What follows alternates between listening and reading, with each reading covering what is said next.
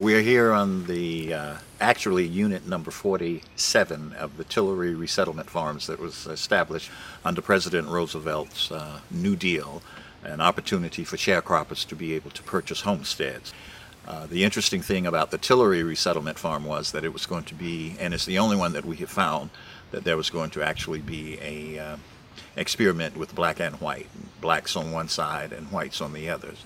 The whites were being settled here on this side on the banks of the Roanoke River until one morning someone realized that they were in the floodplains of the river, and the river did have a tendency to flood. The Native Americans who had settled along this area prior to the colonies coming called the Roanoke the River of Death. So the government purchased another 8,000 acres and moved the white settlers 15 miles west. In the 1950s, the Kerr Dam was put on the river, and that does the controlling of it, so we've had no flooding since that time. And so we've gone from floodplain land to actually riverfront property, and we find it quite different to speak of riverfront property versus being in the floodplain.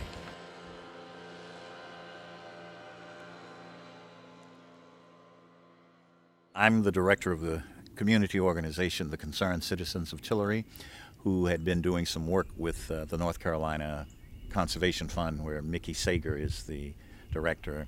And she's the one who actually invited me to a meeting of folk who lived along the Roanoke. One of the groups that had come out of this original organizing was the Roanoke River Partners, and they have established several camping sites along the Roanoke River.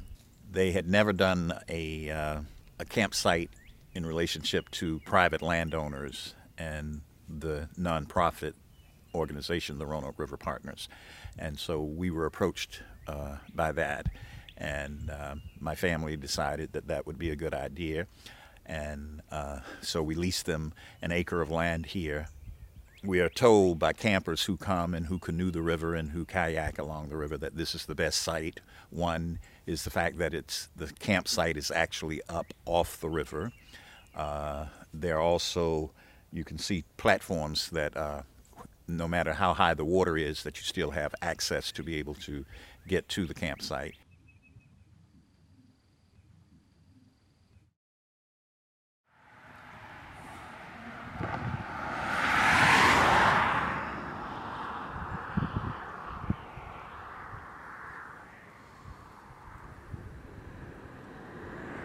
Roanoke River Partners, the leaders that came together to form this nonprofit, decided that the major role and the major focus of this group was relative to fostering rural economic development. We do charge a small fee for people to stay on the 15 camping platforms that we have along the river.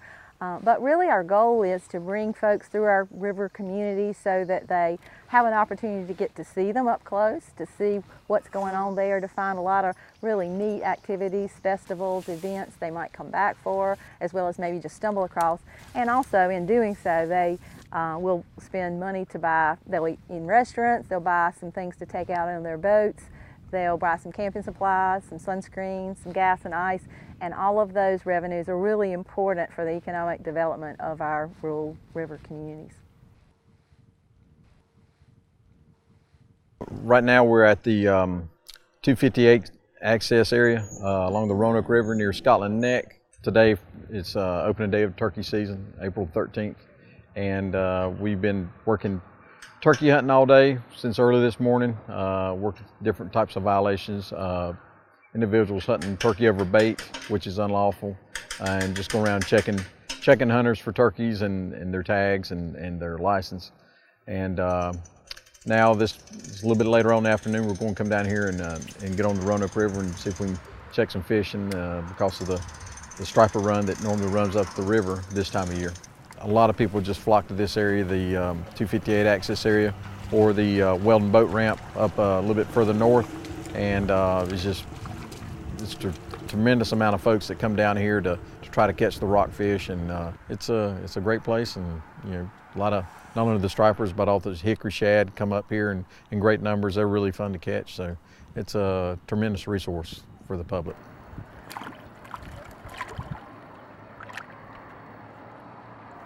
I've been fishing this river here over 30 years. And every chance I get, I always come to the river, me and my wife. We fish, I guess, about twice a week if we can. And we just love coming down, and we don't have no special spot.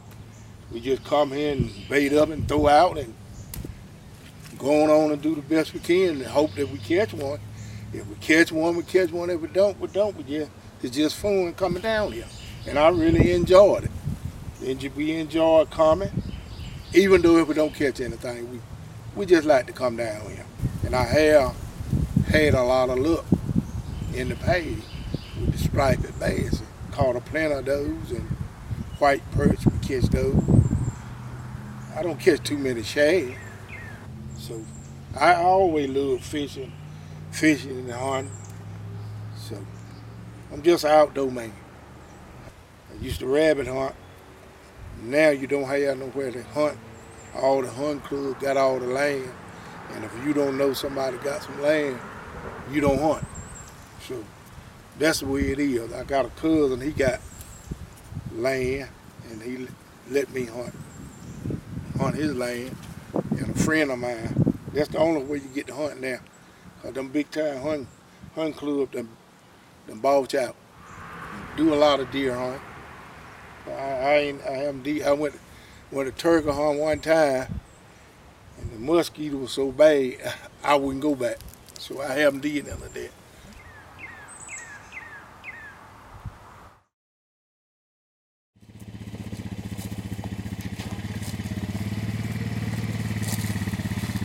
Turkeys come off the roost first thing in the morning, time it gets light good. And then they might come back out and feed again midday. They're a very funny bird, very sharp-eyed bird. So when we hunt in a blind like this right here,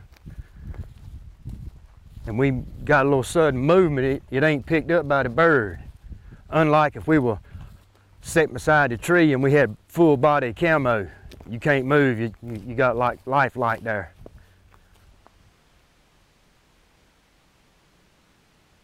And what these are turkey decoys. The hen has a grayish head. It's always noticeable. And this is a young Jake, which soon to be a turkey.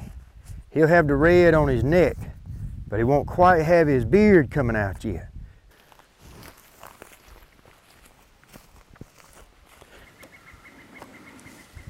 And I always sit here probably maybe 30, 45 minutes before I ever make one call.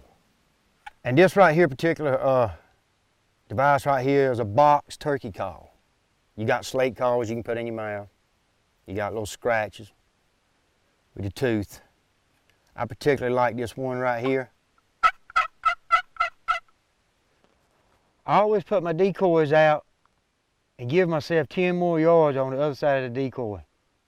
So when I know that turkey is done walked within 10 yards of that turkey, I got a good 30-yard shot, and I'm gonna pull down on him.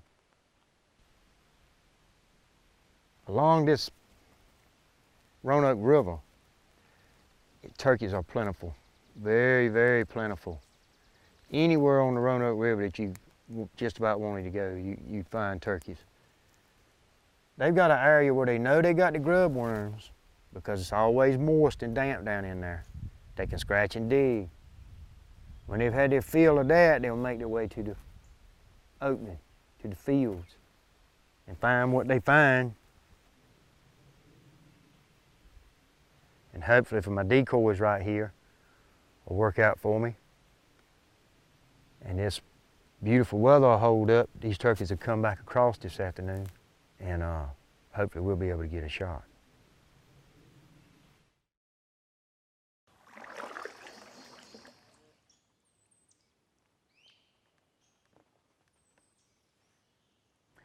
The life, the culture that's here around the farms and the forestry and the wildlife, it's a great life, and I want my grandchildren and their children to get to experience some of that. So The position I take now and the activities I engage in are to help people have a better understanding of our river, appreciation for it, and hopefully that will cultivate people who will be standing ready to protect it.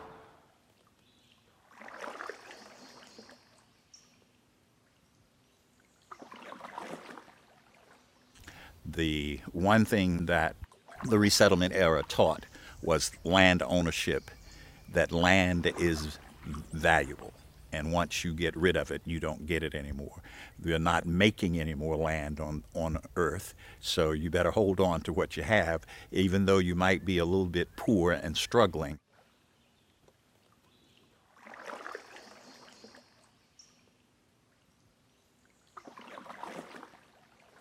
Right here where we are, a 15-year-old young man drowned back in the 1950s who was down here fishing. He suffered epileptic seizures, and he was with a group of people, but he fell into the river. And the current is so swift that they tried to reach him with fishing poles, but no one would go into the water after him. And he was in the river for over 2 weeks, and he was found 15 miles downstream from us.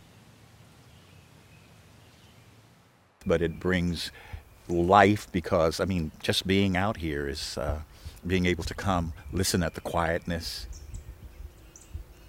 listen to the birds chirping, solitude.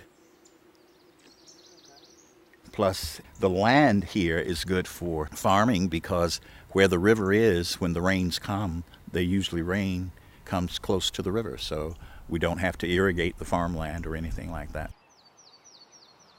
It is very much a river of life as well as a river of death.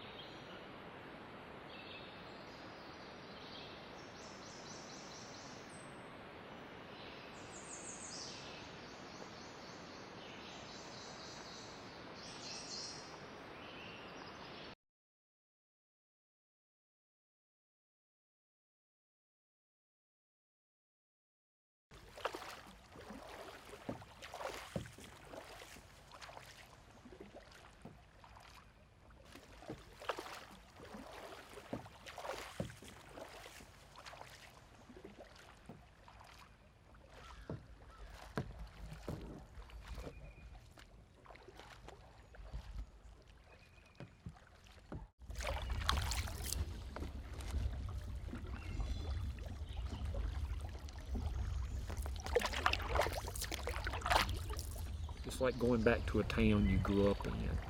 And so when I paddle up and down the creek, I see things that I remember when I was young, and because they really haven't changed that much, and that's a blessing. So much changes in your life. So many things change. But Bear Creek and those woods around it, they're still the same to me. They're better even, but they're still the same.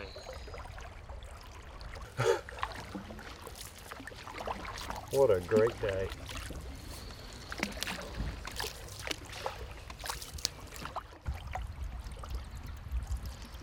He said, "Mama, it just takes a lot of money to rent. Why not we buy a canoe?" I finally, after lots of begging, got a canoe when I was probably about 14. And I remember pulling off the road about 3 times on the way to Raleigh thinking, I can't have my mom spending $700. What if I don't stick with it? And it was a huge canoe, very large and very heavy, and we named it the Lead Elephant. First time I paddled on that section of Bear Creek, I drug my canoe through the junk cars. Nobody else paddled. And that was William's canoe that started him on this adventure. And so I kind of self-taught, and it took me years to learn things that my daughter learned in minutes. So all these people that have learned to paddle, that have gone out on Bear Creek or gone out on the trail. Paddle over, remember, have that button pointing away from you. There you go, brother. I think it has changed lives. And it doesn't have to be a big thing to change your life, to make you feel better about yourself and to make you feel better about your community. So if we've made a difference, and I truly live by, if you change one person's life, your life been a life well lived. I think my kayaking days are over after this event. Maybe, I don't know. Maybe William will have inspired me. Oh, that's what they all say, William.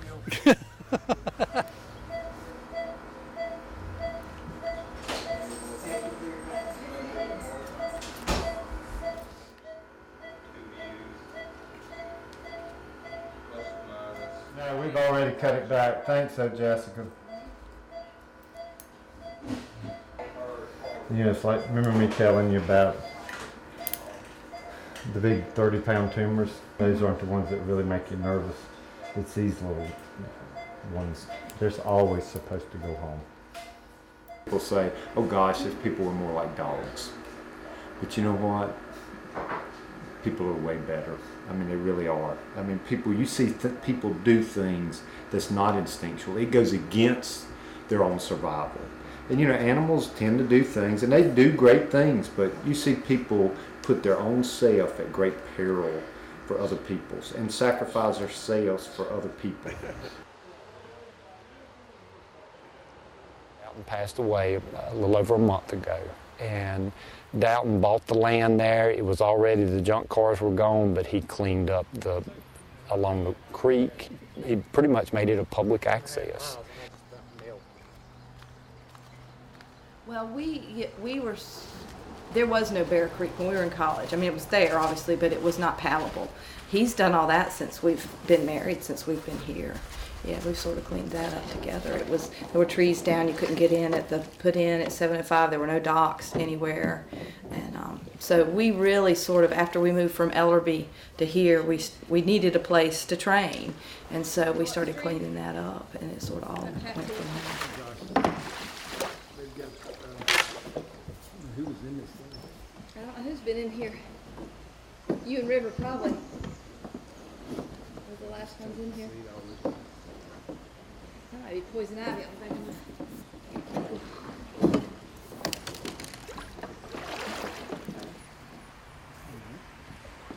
Make sure mine's right. Might be the problem. Mine slid forward.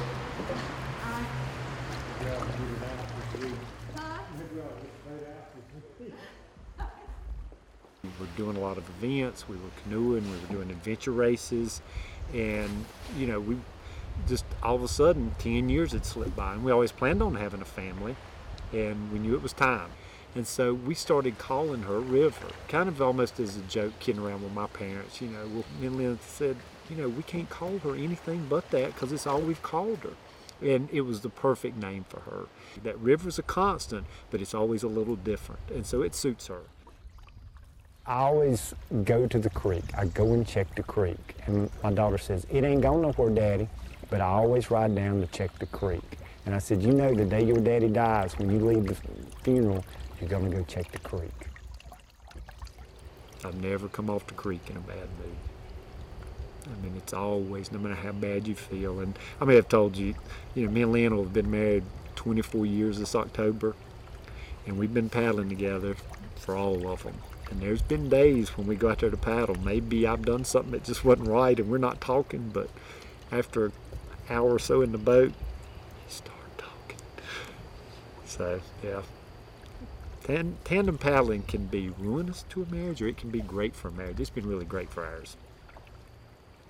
So I highly recommend it.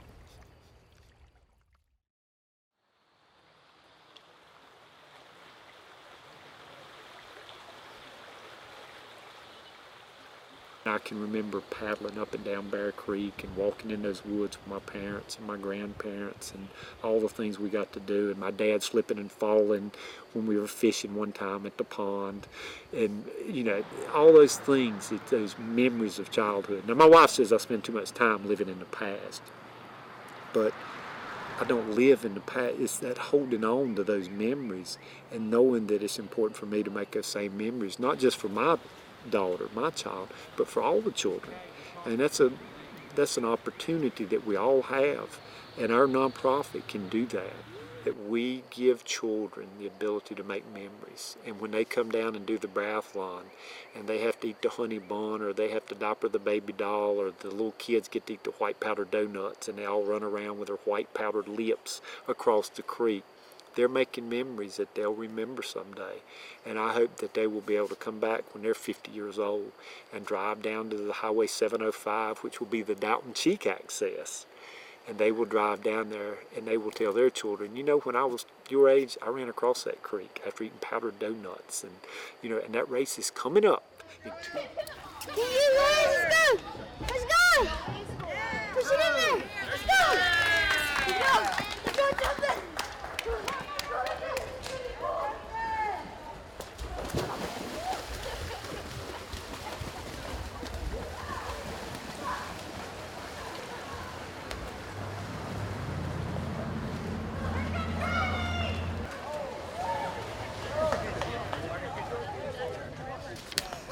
Alrighty, so Neil's going to be 109. You know what, I better put a clamp on these winds picking up. It might blow our numbers away. What does it say anyway? It's your number, 109. 109, okay. I do have severe arthritis. And January 12th, I had a knee replacement. The important thing at the biathlon is taking part. You don't have to win it, and you don't have to be in great shape to have fun. I think he's going to do okay.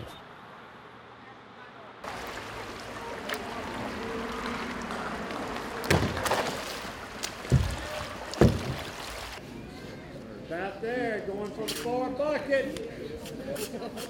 All right, Neil. Way back. Almost. You're there. There it is. Come on. I knew this would be the hardest part of the whole thing. But you're getting the rest. You're in. All right.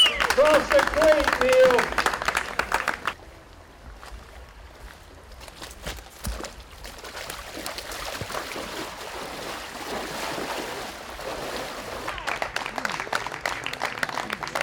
Good job, Bionic man. Where's the finish line? Right here, right here, right here. Sprinting across the finish line. Congratulations. Great job. Proud of you, brother. Good job. You've done something I've never done. And that's the kind of guy he is. He's willing to take a chance and do something that he's never done before. Okay, that's ninth place, but first in the 70 and up with a time of 1 hour and 49 seconds. An impressive first time effort at the biathlon. Neil Johnson. All right, Neil, you gotta come on. You gotta walk just a little far. Man that went up that hill and just saved the way you can walk on level ground. I'll treasure this for the rest of my life. It is about quality of life. You know, we're not going to make Robbins the place to live because of paddling on Bear Creek. It's not going to save the town, but it's going to make the town better. A kid that just turned 16, I said, you know, all this will be yours one day. And so I'm hoping that I'm raising up that next generation, and I already see it. I already hear it, you know, kids around, they do the races, or they want to.